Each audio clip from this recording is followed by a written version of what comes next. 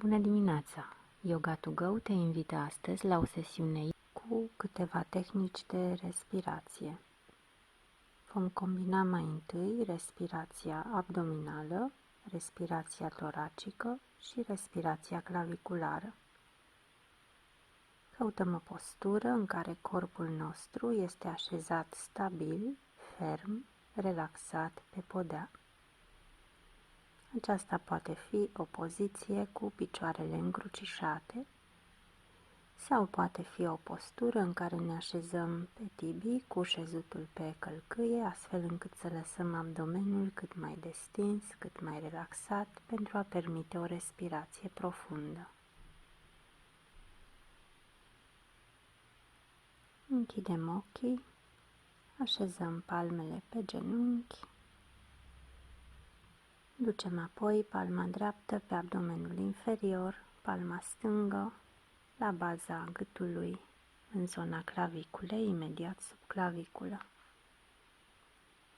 Pentru început nu vom face nimic altceva decât ne vom observa ritmul respirației.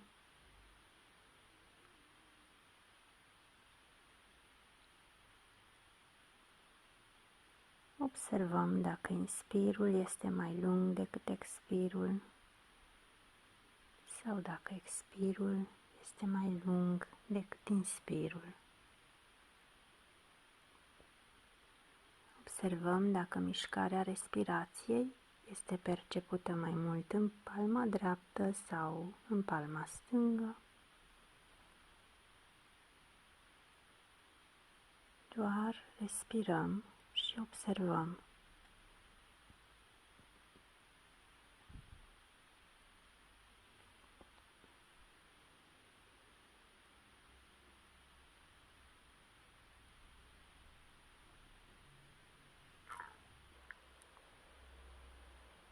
Încă 2 respirații.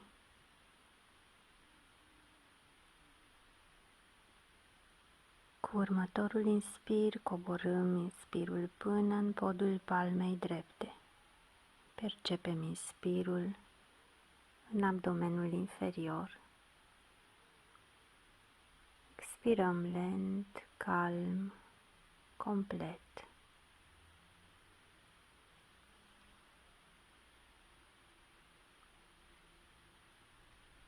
Continuăm în acest fel să respirăm profund, simțim inspirul cum împingem podul palmei drepte.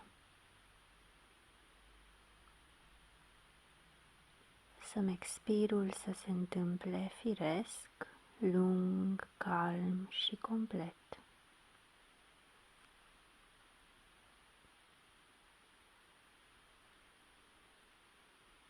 Simțim mișcarea inspirului în palma dreaptă și expirul cum se întâmplă lent, fluid, complet.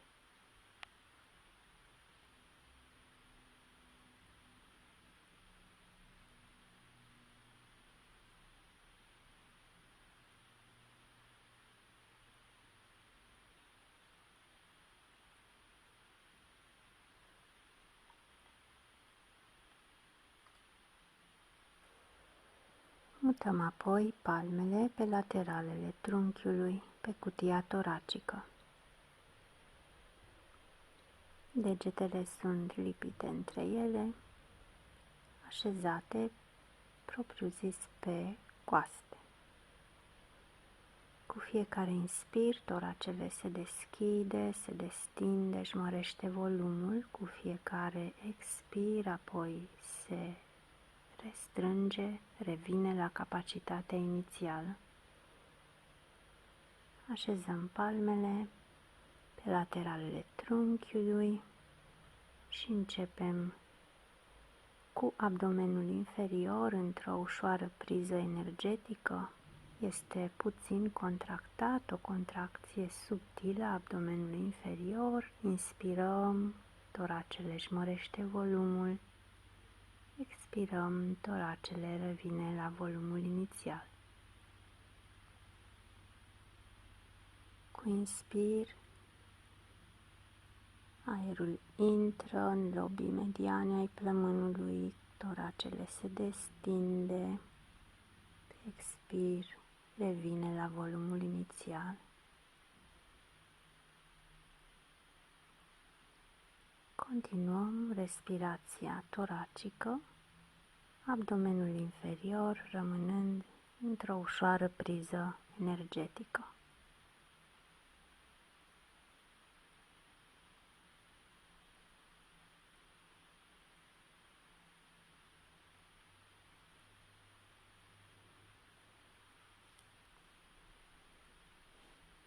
După următorul expir, așezăm din nou palma dreaptă pe abdomen, palma stângă pe piept sub claviculă. Menținem în continuare abdomenul inferior ușor încordat. Inspirăm apoi în torace, inspirul urcă până când îl simțim în palma stângă. Și expirăm din palma stângă. Eliminăm aerul din zona toracelui. Inspirăm profund, umplând practic și lobii superiori ai plămânului. Percepem respirația până în palma stângă și expirăm din zona claviculei, din zona toracelui.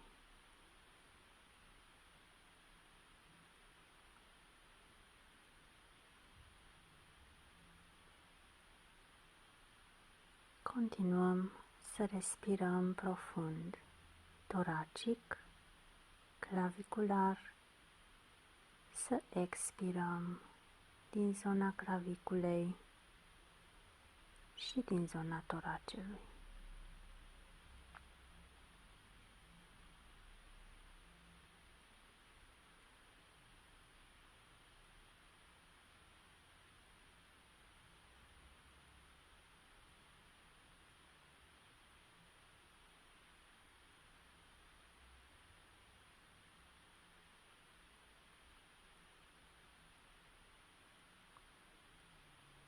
Lăsăm apoi palmele libere pe genunchi și pentru câteva momente respirăm normal, fără să ne mai concentrăm asupra zonei abdomenului, ori toracelui, ori claviculei.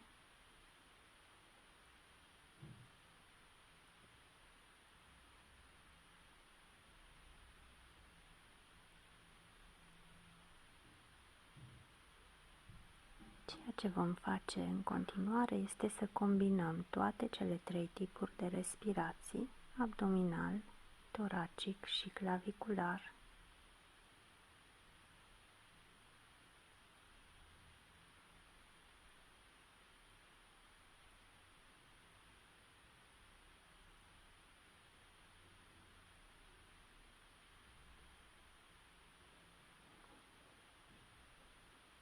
Vom inspira profund în abdomen, în torace, până sus, în zona claviculei și vom expira din claviculă, torace, abdomen. Dacă această mișcare ajută, putem să folosim mișcarea palmelor urcând cu inspirul din abdomen până în zona claviculei și coborând cu expirul din claviculă până în zona abdomenului inferior. Inspirăm lent, calm, profund și expirăm complet, ca și când am golit 3 sfere, una în zona claviculei, una în zona toracelui, una în zona abdomenului.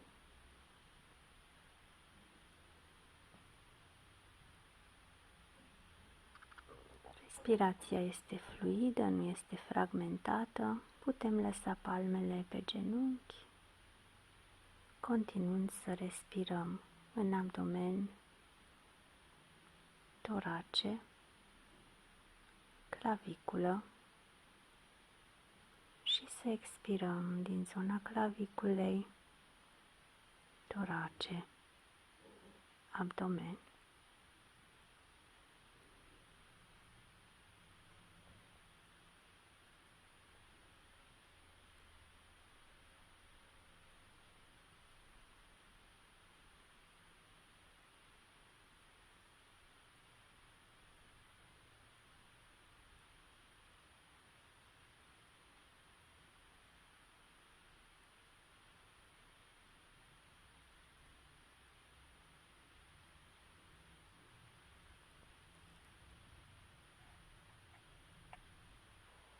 După următorul expir, lăsăm din nou respirația să se întâmple în ritmul său firesc.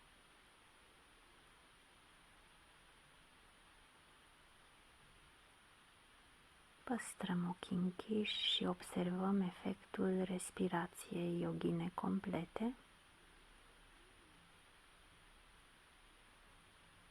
ce combină inspirul abdominal, toracic, clavicular, urmat de un expir complet. Putem observa cum starea noastră este mai calmă, mai liniștită,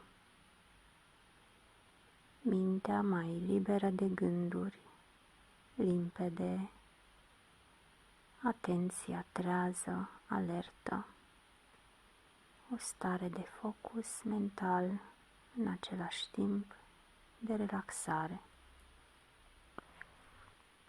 Deschidem ochii cu blândețe, eliberăm postura.